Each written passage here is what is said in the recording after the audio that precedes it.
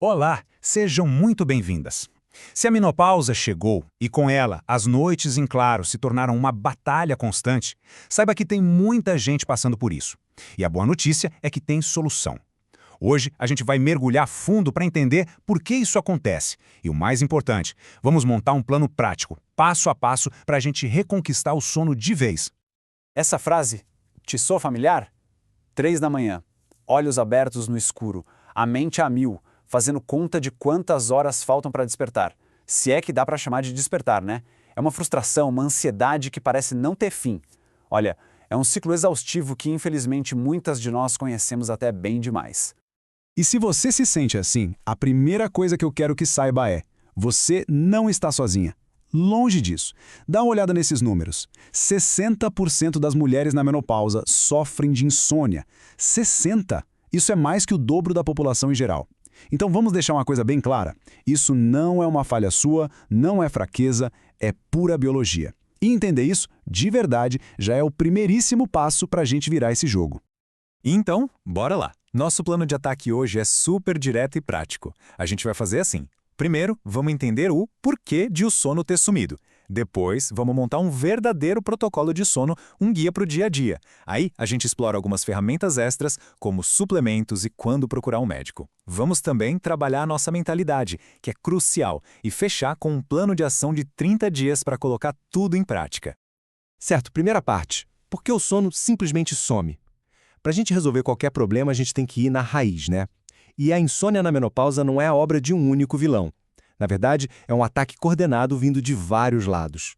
Vamos dar uma de detetive agora e investigar os 6 principais culpados biológicos por trás disso. Vamos começar com o trio de ataque hormonal. Primeiro, a progesterona. Pensa nela como o travesseiro hormonal do nosso corpo, aquele calmante natural. Quando ela baixa, fica muito mais difícil pegar no sono. E o sono que vem é mais leve, sabe? Ao mesmo tempo, o estrogênio começa a oscilar, uma verdadeira montanha-russa.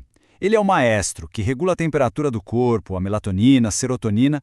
Com ele todo bagunçado, a orquestra do sono desafina. E o resultado prático disso? Aquelas famosas ondas de calor, que adoram aparecer bem no meio da madrugada, entre 2 e 4 da manhã, acordando a gente num susto e toda suada. E a coisa não para nos hormônios, não. A química do cérebro também muda. Aquele efeito calmante natural diminui. E o que acontece? A ansiedade acelera, ligando o motor dos pensamentos ruminantes bem na hora de deitar. Além disso, o risco de apneia do sono triplica. Aqueles hormônios que ajudavam a manter as vias aéreas abertas diminuem e a respiração pode parar várias vezes durante a noite. E para completar, tem a tal da síndrome das pernas inquietas, aquela agonia que não deixa a gente relaxar. É a verdadeira tempestade perfeita contra o nosso sono. Ok, já entendemos o campo de batalha. Chega de falar do problema, vamos para a solução. E olha, não estou falando daquelas dicas básicas de higiene do sono que todo mundo já ouviu. A gente precisa de um protocolo de verdade. Um guia de 24 horas, pensado e desenhado para reeducar nosso corpo a dormir, combatendo especificamente esses desafios da menopausa. Pode parecer estranho, mas o trabalho para dormir bem à noite começa assim que a gente acorda. Primeira coisa, luz solar. Uns 10, 15 minutinhos de luz natural logo de manhã. Isso é como apertar o botão de reset do nosso relógio biológico. Depois, tudo que for estimulante, como exercício físico e aquele cafezinho, a gente concentra na manhã, tá? Café só até umas 10 horas, combinado? E à tarde, se bater aquele sono, um cochilo pode até rolar, mas tem que ser estratégico. No máximo 20 minutinhos e antes das 3 da tarde, para não atrapalhar a noite. Chegando à noite, a nossa missão é sinalizar para o corpo que é a hora de desacelerar. A gente começa com um jantar estratégico, mais leve, umas 2 ou 3 horas antes de deitar. Depois, a gente cria um ritual de transição. 1, 2 horinhas antes de ir para a cama, a gente diminui as luzes, desliga as telas e foca em atividades relaxantes, como ler um livro ou tomar um banho morno, e o passo final, que é importantíssimo, preparar o quarto. Ele tem que virar uma verdadeira caverna do sono, frio, bem escuro e silencioso. Agora, o que fazer quando a gente acorda no meio da noite? Esse é o momento chave. Regra número 1, e essa é para não esquecer: não olhe para o relógio. Nunca. Olhar o relógio é como jogar gasolina na fogueira da ansiedade. Tente respirar fundo. Mas se depois de uns 20 minutos o sono não voltou, levante-se. Sim, saia da cama. Vá para outro cômodo, faça algo bem calmo, sem telas, claro. A gente só volta para a cama quando o sono chamar de novo. O objetivo aqui é quebrar aquela associação de que a cama é um lugar de frustração.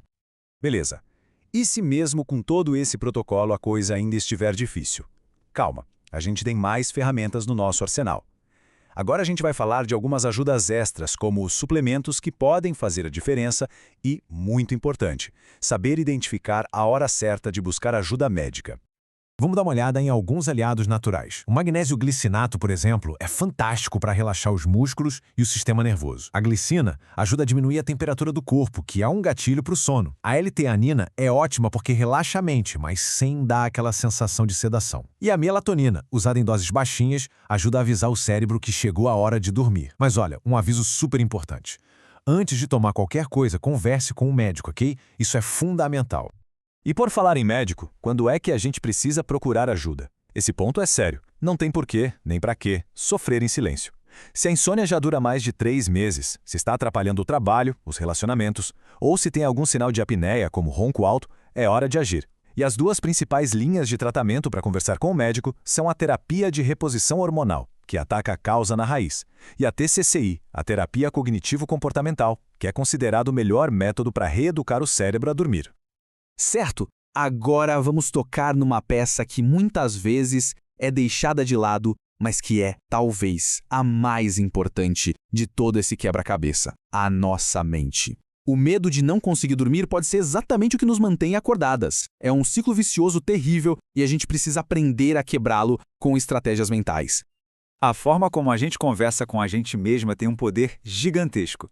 Sabe aquela vozinha que diz, eu nunca durmo bem, ou amanhã meu dia vai ser um lixo? Esses pensamentos catastróficos são veneno. Eles alimentam a ansiedade, que alimenta a insônia. A gente precisa conscientemente mudar essa narrativa. Trocar por algo como, ok, algumas noites são melhores que outras, ou eu já passei por isso antes, consigo funcionar mesmo cansada. Essa mudança de perspectiva tira um peso enorme das costas e, ironicamente, ajuda o sono a vir. Agora, uma técnica que parece até piada, mas que é poderosíssima: a intenção paradoxal. A ideia é tentar ficar acordada. É isso mesmo. Em vez de lutar desesperadamente para dormir, você deita e se permite ficar acordada, de olhos abertos. Por que isso funciona? Porque tira toda aquela pressão, aquela ansiedade de eu preciso dormir. E o nosso cérebro é meio do contra, né? Quando a gente para de forçar, ele relaxa e, muitas vezes, acaba dormindo. Ufa, quanta informação, né? Mas conhecimento sem ação não muda nada. Então, para fechar, vamos transformar tudo isso num plano de 30 dias. Um passo a passo, semana a semana, para a gente começar a colocar tudo isso em prática de um jeito que seja sustentável, sem loucura. A chave aqui é a estrutura. Vamos lá. Semana 1, a gente foca na fundação. Isso significa ter um horário fixo para acordar todo santo dia, deixar o quarto perfeito para o sono e cortar a cafeína depois daquele horário. Semana 2, a gente constrói o ritual noturno, aquela horinha sagrada, sem telas e com atividades relaxantes. Na semana 3, se sentir necessidade, pode ser a hora de testar os suplementos, com orientação. E na 4ª semana, a gente para, respira e avalia tudo o que aconteceu, o que funcionou, o que não, e aí a gente decide os próximos passos. Lembre-se, é um processo, não uma mágica. E a mensagem principal que eu quero deixar aqui hoje é esta: não importa há quanto tempo as noites são ruins, não importa o quão sem esperança a situação pareça, o seu sono não está perdido para sempre. Com a estratégia certa, com consistência, e se precisar com ajuda, ele é totalmente, absolutamente recuperável. E para a gente terminar, quero deixar uma pergunta no ar. Não precisa sair daqui querendo mudar tudo de uma vez, isso só gera mais ansiedade. O segredo é começar pequeno. Pense em uma única coisa de tudo que a gente conversou. Uma coisinha. Qual é o primeiro passo, por menor que seja, que você vai implementar a partir de hoje à noite? O que pode ser o começo da sua jornada de volta para noites bem dormidas?